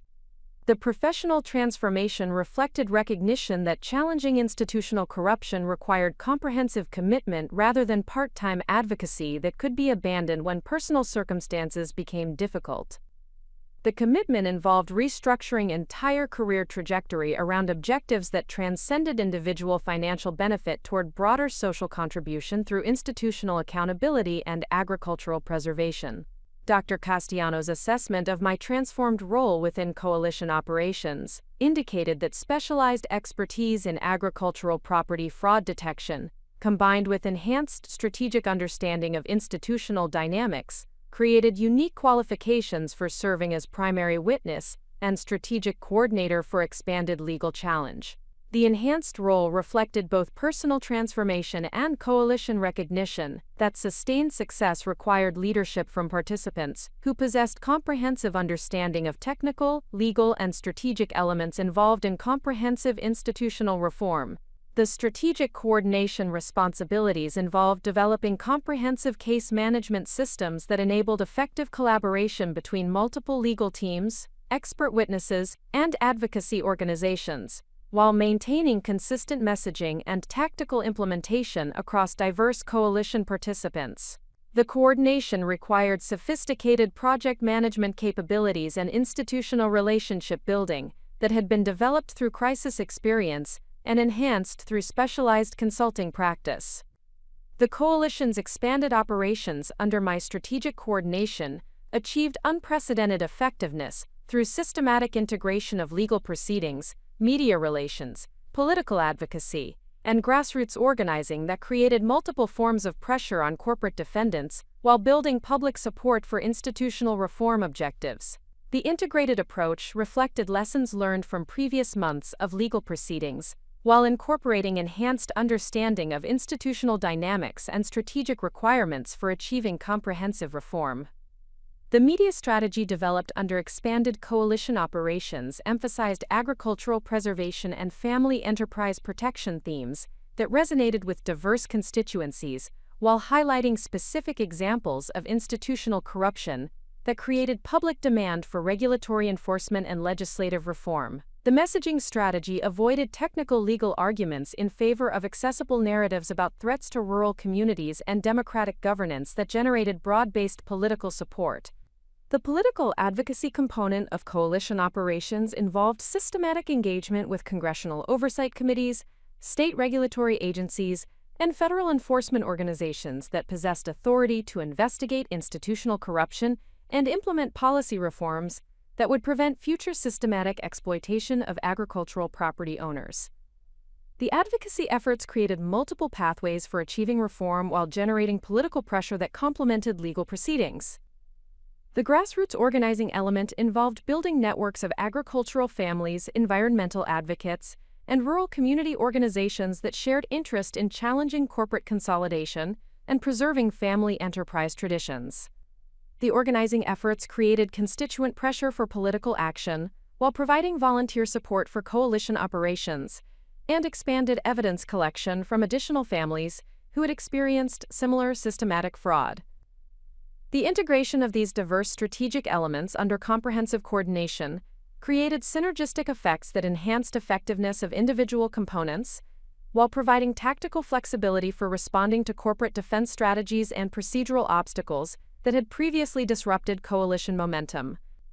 The strategic integration reflected sophisticated understanding of institutional change processes while maintaining focus on fundamental objectives of property recovery and systematic reform. The federal investigation that had initially created crisis for coalition operations had been successfully reframed through strategic media coordination and political advocacy as evidence of corporate influence over law enforcement priorities rather than legitimate criminal inquiry into coalition activities. The reframing had been achieved through comprehensive documentation of corporate influence networks and systematic presentation of evidence about institutional corruption that exceeded individual property fraud to encompass broader threats to democratic governance. The successful reframing of federal investigation had created opportunities for congressional oversight hearings and federal inspector general investigations that focused attention on corporate influence over regulatory and law enforcement agencies, rather than coalition activities. The oversight investigations had generated additional evidence about institutional corruption while providing political cover for continued coalition operations, despite ongoing federal criminal investigation. The congressional oversight hearings provided national platform for presenting evidence about systematic corporate fraud and institutional corruption that had enabled predatory acquisition schemes to operate without effective accountability or regulatory enforcement. The hearings created media coverage that educated public about threats to agricultural preservation, while building political support for comprehensive regulatory reform and enhanced enforcement authority. The testimony I provided during congressional oversight hearings demonstrated agricultural expertise and institutional analysis capabilities that had been developed through crisis experience and enhanced through specialized consulting practice. The testimony received favorable media coverage and political recognition that established credibility for continued leadership role within coalition operations while generating additional consulting opportunities and professional recognition. The enhanced professional recognition created opportunities for collaboration with academic researchers, policy analysts, and institutional reform advocates who had been studying corporate influence over regulatory systems and democratic governance processes. The collaborative relationships provided additional expertise and analytical capabilities while expanding coalition influence within policy development and academic research communities. The academic collaboration generated comprehensive research studies and policy analysis that documented systematic corporate fraud patterns, while developing specific regulatory and legislative recommendations for preventing future institutional corruption. The research provided evidence base for policy advocacy, while establishing intellectual foundation for institutional reform that extended beyond individual coalition cases toward comprehensive system change. The policy development work created opportunities for participating in regulatory reform processes and legislative committee hearings that addressed corporate influence over agricultural policy and rural community development. The participation provided direct input into institutional reform, while building relationships with policymakers and regulatory officials who could implement changes that would prevent future systematic exploitation. The transformation from individual property recovery advocate into institutional reform leader had created professional opportunities and strategic influence that exceeded anything I had imagined possible when initially challenging my siblings' vineyard sale. The transformation demonstrated that crisis could create opportunities for expanded impact, while personal sacrifice could generate professional development and social contribution that transcended individual circumstances. The renewed coalition operations under enhanced strategic coordination had achieved momentum that attracted national attention from agricultural preservation organizations, environmental advocacy groups, and institutional reform movements that recognized coalition cases as representative examples of broader threats to democratic governance and rural community sustainability. The expanded attention created additional resources and political influence while demonstrating national significance of coalition objectives. The legal proceedings that had been initiated with $3,000 check and desperate hope for property recovery had evolved into comprehensive institutional reform campaign that addressed systematic corporate influence over regulatory systems while building political support for agricultural preservation and family enterprise protection. The evolution demonstrated that individual determination combined with strategic understanding could create social change opportunities that extended far beyond original objectives. The professional and personal transformation that had emerged from crisis experience created sustainable foundation for continued institutional reform work that would extend beyond current coalition cases toward broader advocacy for agricultural preservation and democratic governance accountability. The transformation established career trajectory that aligned personal fulfillment with social contribution while providing financial security and professional recognition. The coalition's success in surviving corporate intimidation, while achieving enhanced strategic effectiveness and national recognition, demonstrated that systematic institutional corruption could be challenged through sustained individual commitment and comprehensive strategic coordination. The demonstration provided inspiration for other advocacy efforts while establishing precedent for future challenges to corporate influence over regulatory systems and democratic institutions. The renewed resolve that had emerged from crisis experience created determination that transcended personal circumstances while focusing on institutional reform objectives that would protect future generations from systematic exploitation. The resolve provided emotional and strategic foundation for sustained advocacy work, while maintaining perspective that extended beyond individual benefit toward broader social contribution and democratic accountability principles. Up next, you've got two more standout stories right on your screen. If this one hit the mark, you won't want to pass these up. Just click and check them out. And don't forget to subscribe and turn on the notification bell so you don't miss any upload from us.